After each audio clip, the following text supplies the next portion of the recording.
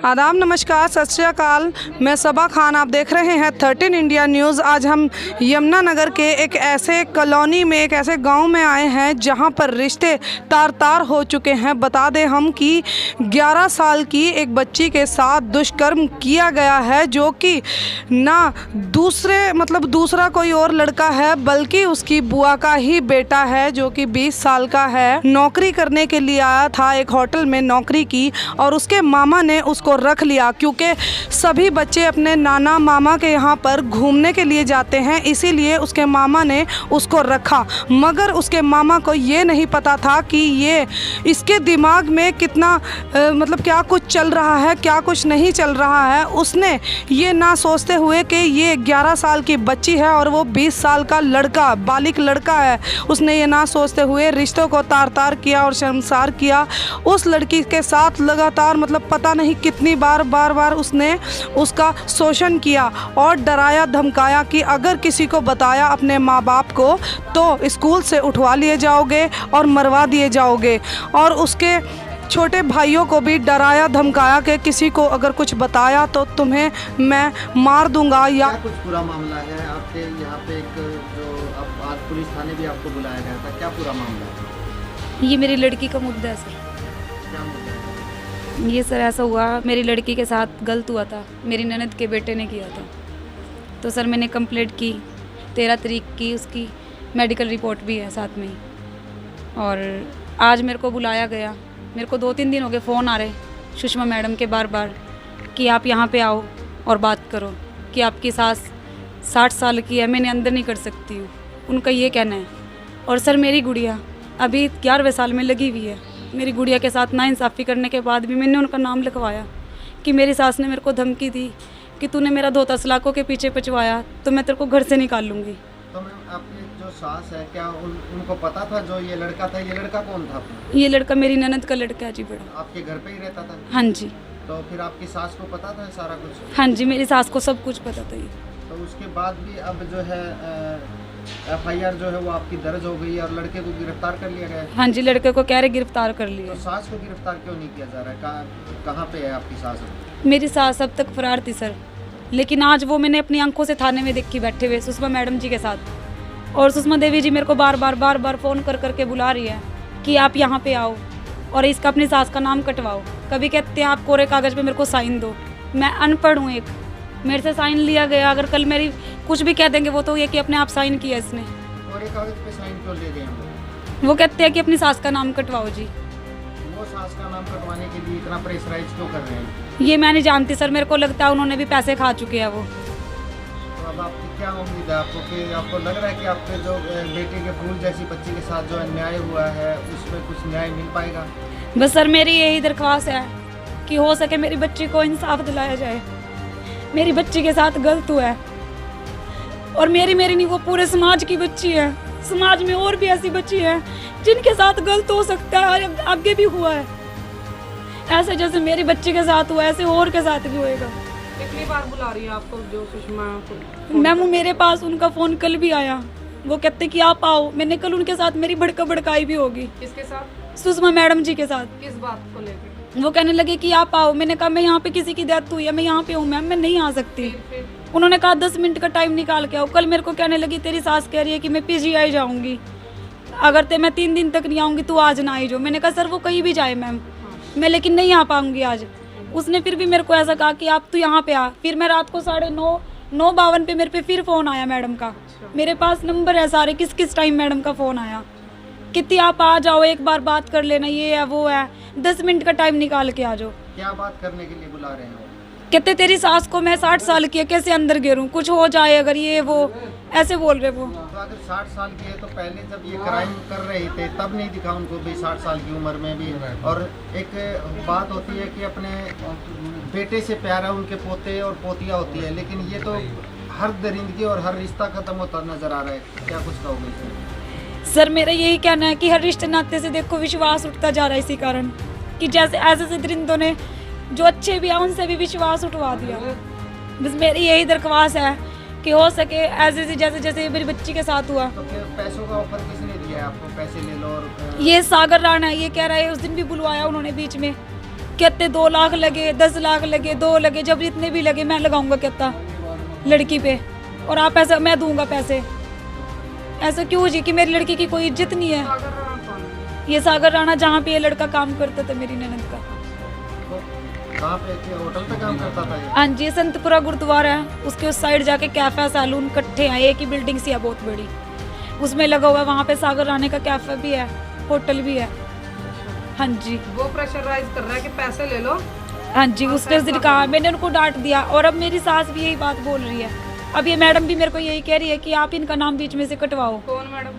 ये जो सुषमा देवी जी हैं, जो अच्छा, ये क्या कह रही हैं?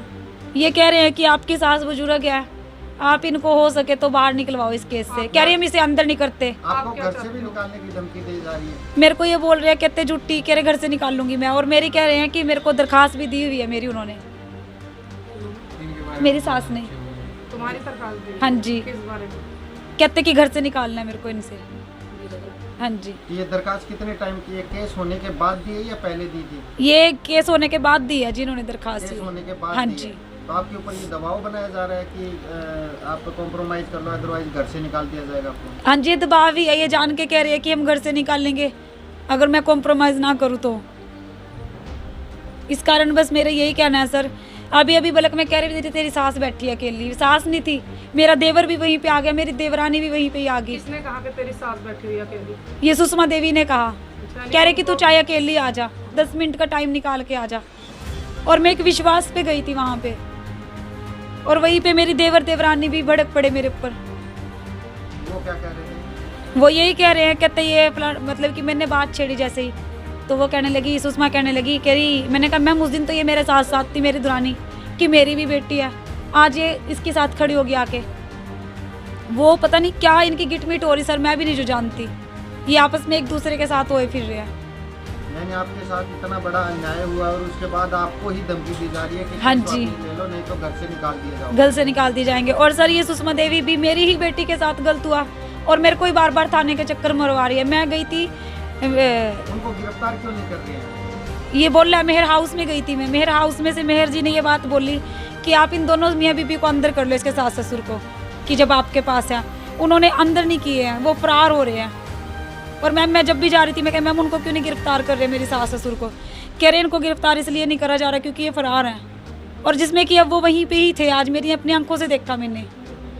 सर क्या मामला है? पूरा परिवार परेशान है और आपकी जो पत्नी है वो ढंग से बोल भी नहीं पा रही, इतनी जो है वो डरी हुई है, सहमी हुई है, क्या कुछ पूरा मामला है? ये सर जी इन्होंने डरा दिया है मेरी वाइफ ना, ये वो थाने में जाती है तो ये सारे इकट्ठे होके जाते हैं वहाँ, और इसको कल्ली को बुलाते हैं वहाँ कि यहाँ कोई नहीं है, ये सुषमा मैडम है जो वहाँ। तो उसने रिश्वत खा ली इनके पास से।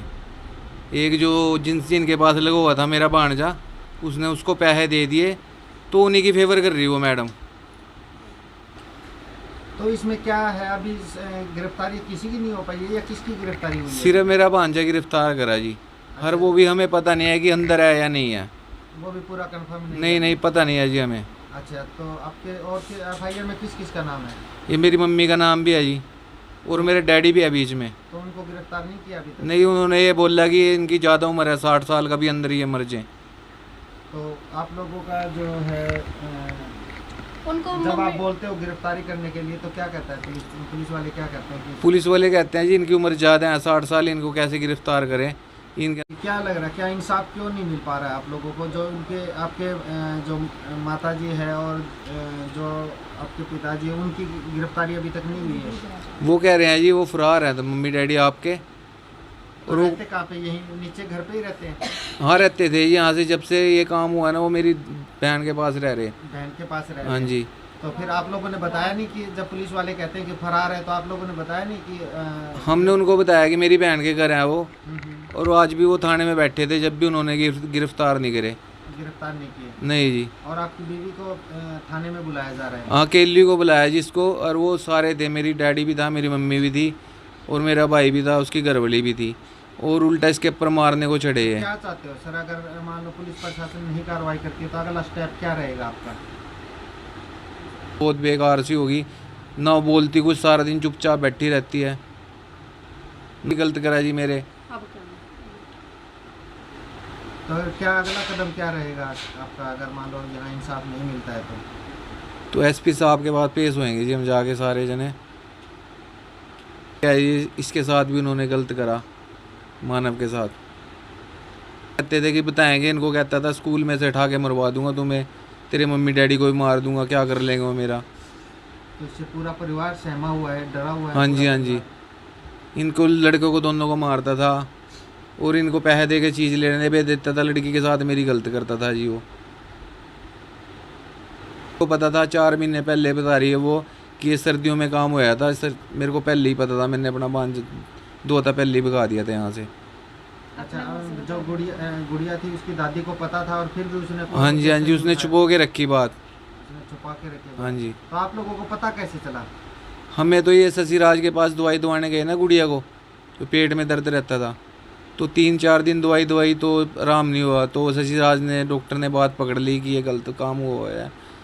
तो फिर वो सिविल में गए, वहाँ इसका करवाया, लड़की के बारे में दिखाया, तो वहाँ से पता चला जी हमें। मैं तो था भी नहीं यहाँ, मैं अपने काम पे था अम्बाला।